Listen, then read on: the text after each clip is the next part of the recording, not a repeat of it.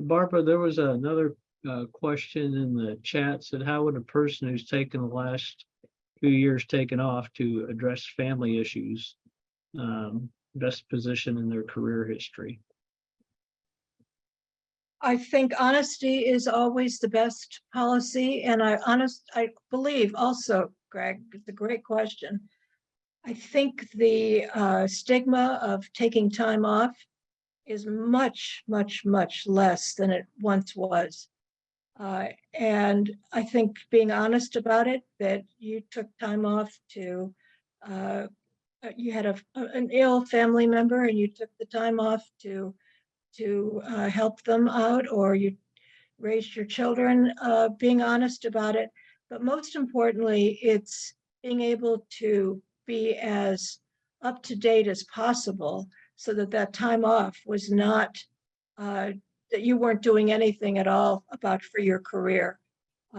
Maybe you say something like, yeah, I stayed home with my children when they were in elementary school.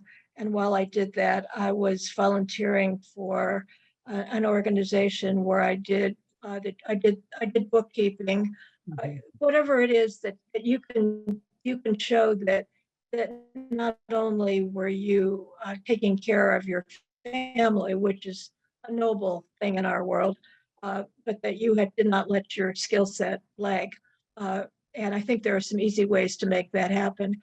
But honestly, the days when, if you didn't have 5 years of continuous service in an organization, your resume was tossed out. Those are over. I mean, and especially any of you that have kids, grandkids, whatever, who are Generation Z. I'm just talking to a niece the other day who's working for a wonderful company, has a great job, just talks glowingly about her job. She's been there for maybe a year and a half, and I said something about what's next, and she said, well, I have a review coming up this summer, and if I don't get promoted, I'm leaving. And that to me just seemed ridiculous. This is a great company. There's lots of places you could go, but this generation is not prepared to wait around. So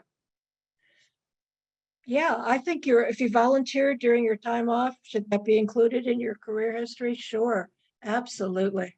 And that's one of the things I like about your LinkedIn profile, is that it actually asks for volunteer work that you do or nonprofit work that you do. But certainly you could put that on your resume as something that you did during that time period, especially if it has the skill set that you used would be valuable for that job.